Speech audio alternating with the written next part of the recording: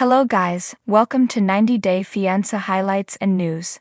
Libya flooding deaths hit around 11,000, Red Crescent.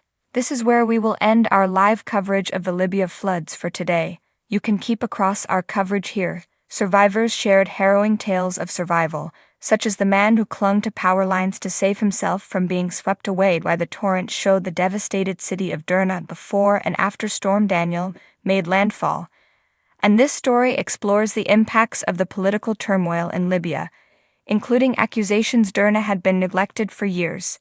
The editors today were Rob Corp, Holly Wallace, and Emily McGarvey, with writers Adam Durbin, Andrew Roden-Paul, Tara Capt, Jacqueline Howard, Jack Burgess, Beth Timmons, and James Harness. Here's what we learned today as authorities continue to take stock of the damage after Libya's catastrophic flooding.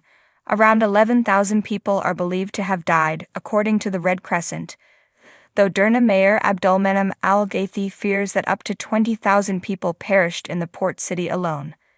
Thousands more have been displaced after entire neighborhoods were washed away when two dams burst under pressure from Storm Daniel's intense rainfall.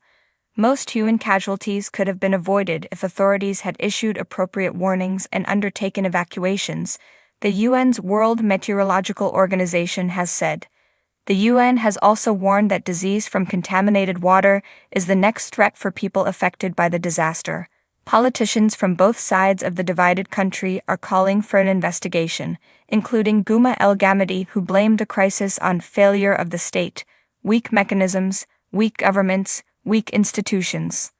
The World Health Organization will release $2 million, £1.6 million, to help the emergency effort. It was 2:30 a.m. and dark outside when Husam Abdelgawi, a 31-year-old accountant in the Libyan city of Derna, got up and went sleepily downstairs to check on them. He felt water under his feet. Husam opened the front door of the house he shared with his younger brother, Ibrahim. More water flooded in, pulling the door off of its hinges. The brothers ran to the back door, where they were met by a ghastly, unimaginable scene, worse than death itself to witness, Husam said in a phone interview from the city of Al-Qaba. The bodies of women and children were floating past us. Cars and entire houses were caught up in the current. Some of the bodies were swept by the water into our house. Hamad al-Shalawi, former head of the local municipality in Derna and member of the city's disaster committee, tells BBC Arabic that half of the city has been lost. Al-Shalawi says the number of casualties increases every minute. The Red Crescent says it is now around 11,000. He estimates it will likely reach 20,000 deaths. The city has a very foul smell from all the dead bodies, made worse by the humidity and heat as the bodies are decomposing quickly, he says. Whole families have perished. Siblings, parents, children, grandparents, all perished together at the same time. Whole residential buildings have disappeared. He explains that because the floods happened at around 3 a.m., everyone was at home, meaning that in seconds, the whole city was destroyed. Though international aid operations have now arrived, he says there is still a shortage of water, medical supplies, and power to operate medical equipment. There are other affected areas, not just Derna, many we have not even made contact with, he adds. A doctor who was one of the first to enter Derna after the floods hoping to find his relatives has been speaking to our BBC Arabic team. Thank you for watching. Please subscribe to our channel to see more. He described hearing calls for help from trapped residents, but he couldn't reach them. At the start we were listening out for the calls for help, but often we couldn't locate the voices. We couldn't move anything. There were cars thrown around everywhere, and we couldn't move the cars, the doctor, who asked to remain anonymous, says, quote message, I can't describe what it was like at the start. I couldn't recognize Derna when I entered. Rescue operations improved later on, but on Tuesday, it was chaotic. I can't describe what it was like at the start. I couldn't recognize Derna when I entered. Rescue operations improved later on, but on Tuesday, it was chaotic. We've just had an update on the death toll, now believed to be around 11,000, from Salam al-Naz, the head of the Libyan Red Crescent's media center. Here's a bit more on what he has to say. I think that the number of deaths have now exceeded 10,000 or 11,000 people. The number of missing people reached about 20,000, he says, adding that the numbers of deaths, missing, and displaced people are still increasing. The current situation is catastrophic. It is a tragic disaster, he tells Reuters. Al-Nas says around 3,000 people are displaced and currently in Red Crescent-run shelters. The supplies are arriving and have not stopped, he adds. However, the disaster is bigger than the amounts of supplies. Article share tools.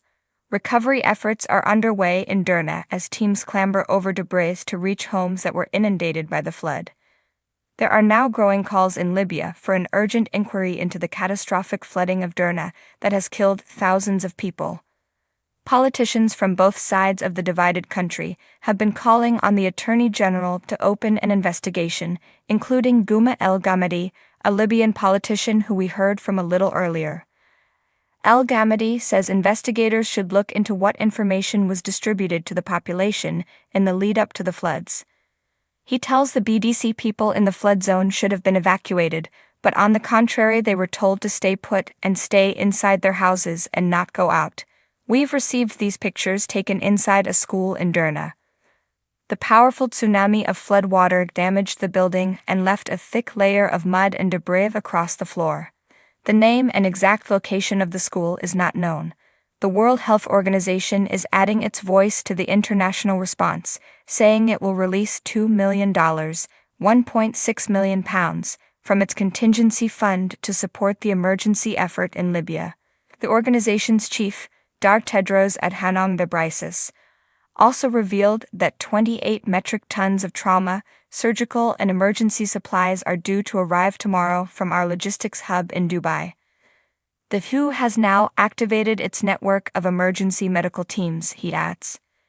8 countries and organizations have offered their assistance, and a team from France has already deployed its field hospital in the affected area. Article share tools. As rescue efforts continue, the UN has launched an urgent appeal for Libya and is aiming to raise $71.4 million, £57.3 million in aid. The call for help highlighted a heightened concern that people will become severely ill or die if immediate and adequate aid is not sent to affected areas. The fundraising effort targets just over a quarter of the 884,000 people the UN has said have been directly affected. An analysis indicates 2,200 buildings have been hit by flooding in Derna after 2 dams collapsed, with the document also describing the situation in the submerged city of Sousse as critical. An analyst for a leading defense and security think tank has told the BBC it's not clear that Derna is going to be salvaged as a city, given the scale of the damage from the flooding. Jalal Harchawi, from the Royal United Services Institute, RUSI, says the people overseeing the rescue and reconstruction efforts are the same 2 rival political factions responsible for the instability in the region and Libya more broadly. He notes it is possible Derna may never exist again as a city with inhabitants, as no one is sure it will be viable after the floods for a rebuild to take place. Should this be the case, Harkawi says he is concerned that up to 80,000 people could be displaced and may struggle to integrate in other parts of Libya because of the deep divides in the country. Article share tools. Thank you for watching. Please subscribe to our channel to see more.